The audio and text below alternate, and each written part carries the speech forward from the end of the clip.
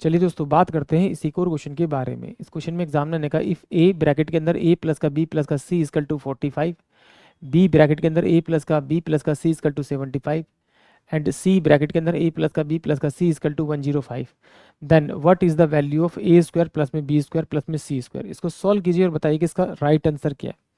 अगर आप थोड़ा क्वेश्चन की तरफ ध्यान देंगे तो ये 15 इंटू में 3 ये 45 बन रहा है, 15 इंटू में 5 75 बन रहा है, तो 15 इंटू में आपका 7 बन रहा है। यानी कि इसमें कांस्टेंट वैल्यू तो ए प्लस बी है, तो इसकी वैल्यू तो हर बार 15 15 ही आएगी आपकी।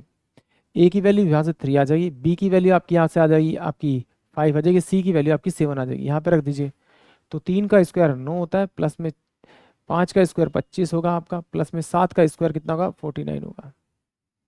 ये कितना होगा 34 प्लस का 49 इजकल टू हो जाएगा आपका 83। यानी कि ऑप्शन जो बी है वो इस क्वेश्चन के लिए करेक्ट होगा।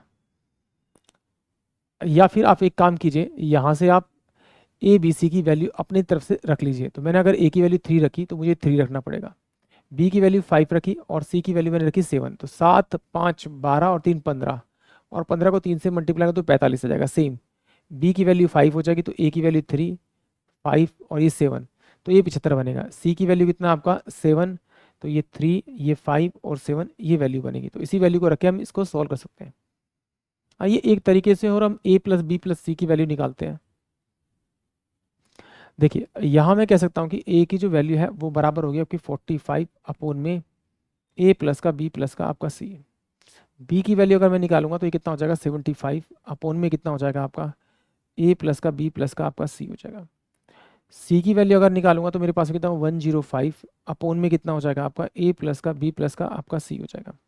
इन तीनों को अगर मैं जोड़ूंगा तो ये ए प्लस का बी प्लस का सी हो जाएगा इजकल टू में ये 5 और 5 ये 5 और 5 10 और 5 15, 15 का आ जाएगा 5 5, तो ये जाएगा आपका 8 और 4 12 का 2, और ये हो जाएगा आपका कितना आपका आपका 2 225, और अपोन में ए प्लस का बी प्लस का आपका सी था, ये इधर जाएगा तो ए प्लस का बी प्लस का सी का ये होल स्क्वायर हो जाएगा। इसकल टू में कितना हो जाएगा आपका 225, तो ए प्लस का बी प्लस का सी इसकल टू अंडर रूट के अंदर हो जाएगा आपका 15 इंटू में 15, ये इसका फैक्टर होता है। तो ए प्लस का बी प्लस का सी इसकल टू कितना हो गया आपका 15 हो गया। यानी कि सिंपल सी बात है, ये वैल्यू 15 आई है, ये वैल्यू 15 है, ये वैल्यू 15 है, तो इसे 15 से डिवाइड कर तो 15 थी 45, यानी ए की वैल्यू 3 आ गई। 15 पंजे 75 यानी बी की वैल्यू 5 आ गई।